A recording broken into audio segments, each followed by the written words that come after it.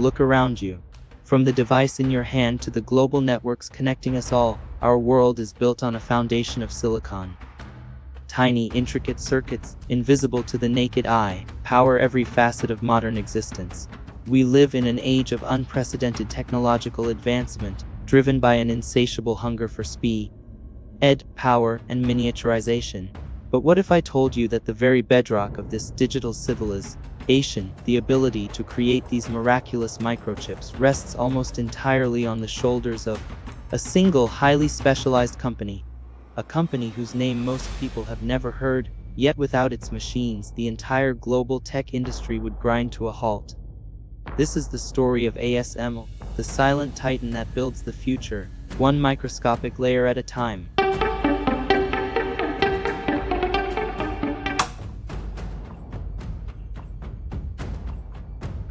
Every smartphone, every laptop, every server farm, every advanced weapon system, they all rely on semiconductors. These are not just components, they are the brains and nervous systems of our digital age. For decades, the relentless march of progress has been governed by Moore's law, the observation that the number of transistors on an integrated circuit doubles approximately every 2 years. This exponential growth in complexity and power has been the engine of innovation, leading to breakthroughs once confined to science fiction. But shrinking transistors from the size of a grain of sand to mere atoms is not a simple feat. It requires an engineering marvel, a process so precise it makes brain surgery look rudimentary. The core challenge lies in etching incredibly intricate patterns onto silicon wafers, layer upon microscopic layer. This process is called photolithography, and it's where the future is quite literally drawn with light. Imagine trying to paint a mural on a canvas the size of a city block, but your paintbrush is a beam of light and your paint is light-sensitive chemicals. Now imagine trying to do that with features smaller than the wavelength of the light you're using. That's the essence of photolithography. In essence, a blueprint called a mask or reticle is illuminated by a powerful light source.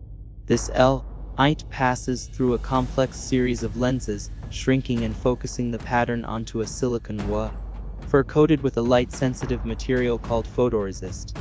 Areas exposed to light undergo a chemical change, allowing them to be etched away, revealing the underlying silicon. Repeat this process dozens of times, with different masks and different etches, and you gradually build up the three-dimensional circuitry of a microchip. The key to making smaller, faster, more powerful chips is to make these etched features as tiny and precise as possible. For decades, this pursuit pushed the boundaries of conventional optics. In the early 1980s, the nascent semiconductor industry was dominated by American and Japanese giants.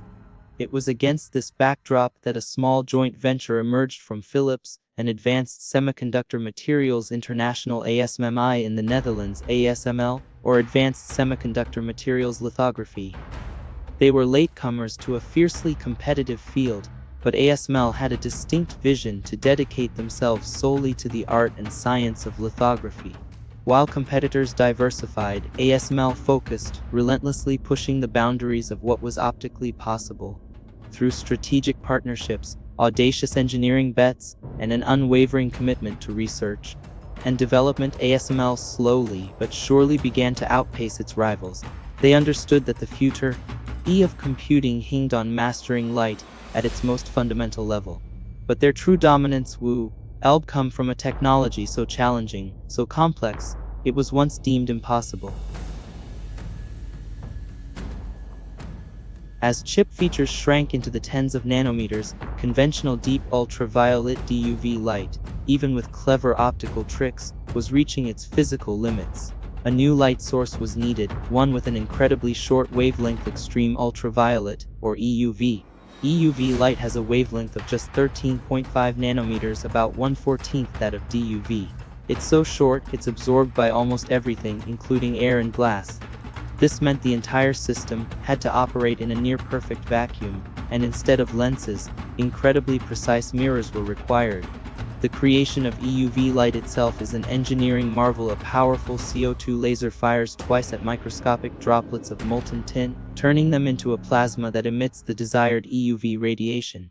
This happens 50,000 times per second with astonishing precision. ASML didn't achieve this alone. They forged crucial partnerships with companies like ZS for the roars, the flattest objects ever made by humanity, and Cymer for the light source technology. After decades of research and billions of dollars in investment, ASML delivered the first commercially viable EUV lithography machines. No other company has managed to replicate this feat. An ASML EUV machine is not just a piece of equipment, it's a cathedral of engineering, weighing over 180 tons, comprising more than 100,000 parts, and costing upwards of 200 million each. It requires 40 shipping containers to transport and a team of engineers months to assemble and calibrate. And every leading-edge chip manufacturer in the world, TSMC, Samsung, Intel, must have ASML's EUV machines to produce the most advanced semiconductors. Without them, they cannot compete at the forefront of technology. This creates an unprecedented level of dependency. ASML produces only a few dozen EUV systems per year, each one painstakingly crafted. This limited supply means that access to these machines is not just an economic advantage, but a strategic imperative, shaping the global pecking order in the digital age.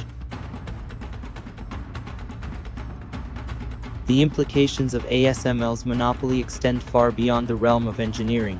In an era defined by technological competition, control over the most advanced chip manufacturing equipment has become a potent geopolitical weapon. The United States, recognizing the critical leverage held by ASML, has actively pressured the Dutch government to restrict the sale of its most advanced machines to certain nations, particularly China. This move aims to slow China's technological advancement and maintain a strategic advantage in areas like AI, quantum computing, and advanced weaponry.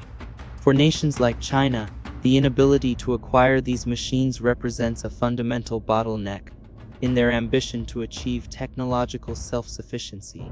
For the rest of the world, it underscores the fragility of a global supply chain where a single point of failure, a single company, holds the keys to the future. ASML is more than just a company, it is a testament to human ingenuity, a beacon of precision engineering that has quietly enabled the digital revolution. Its machines, standing as monuments to scientific collaboration and relentless innovation, are the unsung heroes of our modern world. Yet, this incredible concentration of power and capability also presents a profound vulnerability. The entire world, it seems, truly does rely on a machine made by one company.